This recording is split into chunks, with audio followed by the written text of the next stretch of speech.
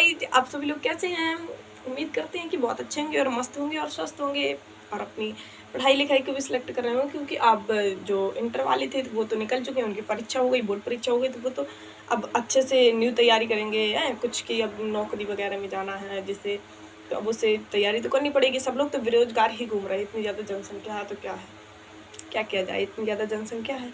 तो हम लोग पढ़ेंगे ब्रह्मांड की उत्पत्ति, हम इस पृथ्वी पर कैसे आ गए, हमारे इस पृथ्वी पर जीवन का विकास कैसे हुआ, हम लोगों ने कैसे डेवलपमेंट किया, कैसे हम सीधा कपी बंदरों से हम सीधा मनुष्य में परिवर्तित हो गए, तो वो उसके बारे में देखेंगे कैसे परिवर्तित हो गए।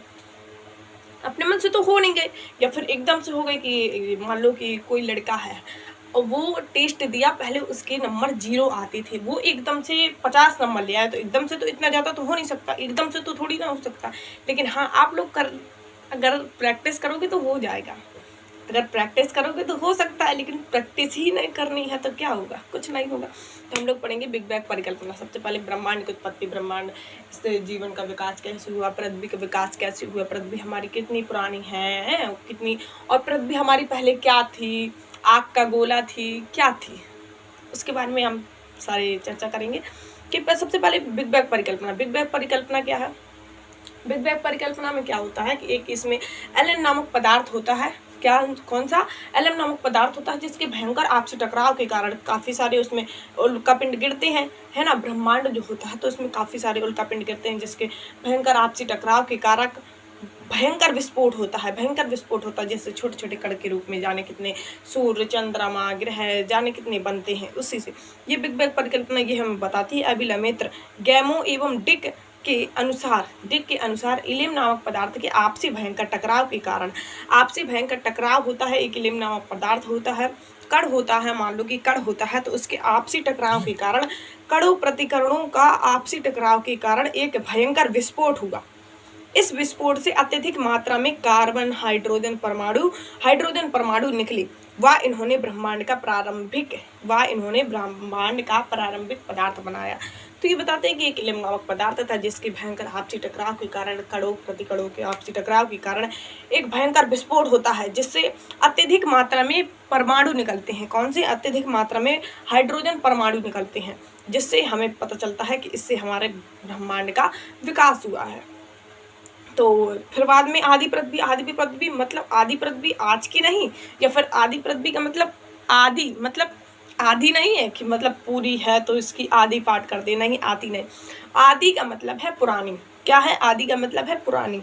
तो पुरानी पृथ्वी, आदि पृथ्वी लगभग 4.6 अरब वर्ष पुरानी मानी जाती है। कितनी? 4.6 अरब वर्ष पुरानी मानी जाती है।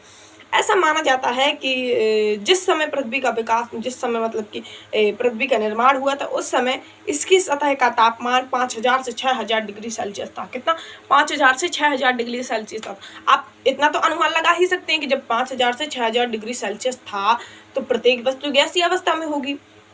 इतना तो अपने मन से अनुमान लगा सकते हैं ना कि जब 5000 से 6000 डिग्री सेल्सियस इसका तापमान था, टेम्परेचर था, तो प्रत्येक वस्तु गैसीय अवस्था में होगी ना।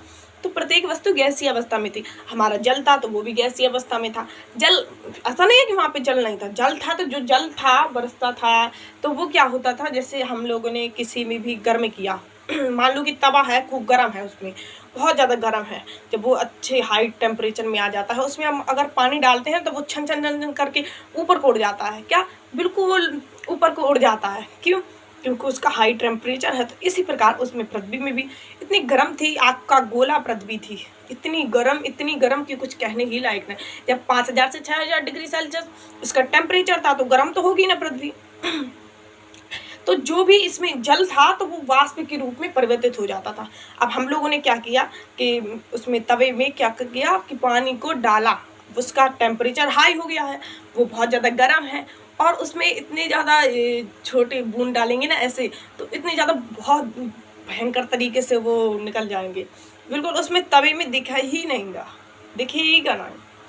फिर जीवन की उत्पत्ति, जो हमारा जल था तो वो हमारी प्राण जो जीवन की उत्पत्ति का पहला मुख्य पदार्थ था, या पहला संकेत था। फिर आएंगे जीवन की उत्पत्ति। जीवन की उत्पत्ति पर क्या? जीवन की उत्पत्ति जो हमारे पृथ्वी है, पृथ्वी पर दो प्रकार के जीव पाए जाते हैं। कितने? दो प्रकार के जीव, एक होता सजीव, एक होता निर्जीव।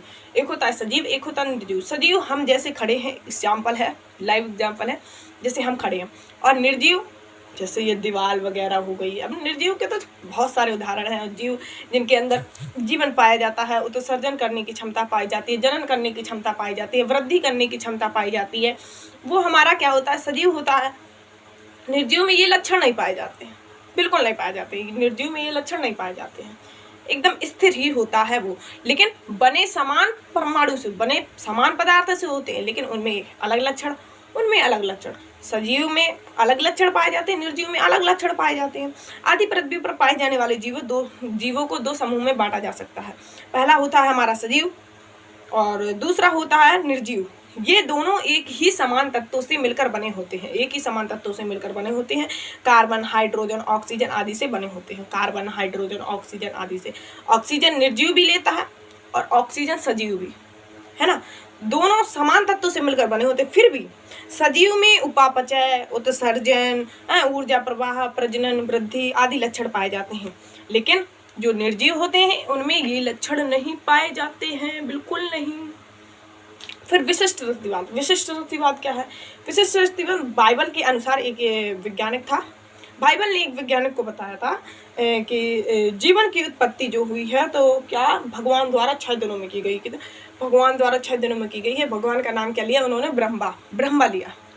तो ब्रह्मा लिया तो उन्होंने कहा भगवान द्वारा 6 दिनों में की गई है। अच्छा, काफी लोगों ने माना। अब देखो, पहले हिंदू धर्म में भी चलता था, फिर हिंदू धर्म के लिए क्या मानते हैं उसे, तो उन्होंने फादर स्रोत से बताया था बाइबल ने कि जो हमारी जीवन की उत्पत्ति हुई तो भगवान द्वारा 6 दिनों में की गई है। तो 6 दिनों में कैसे?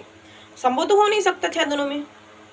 अब उसके लिए कोई प्रूफ भी तो चाहिए। अब जैसे मान लो कि हमारे महाभारत है, रामायण है, तो उनको हम इतिहास में क्यों नहीं रख सकते? क्योंकि हमारे पास कोई प्रूफ ही नहीं है। कोई प्रूफ मांगे तो हम क्या कहेंगे? कुछ नहीं।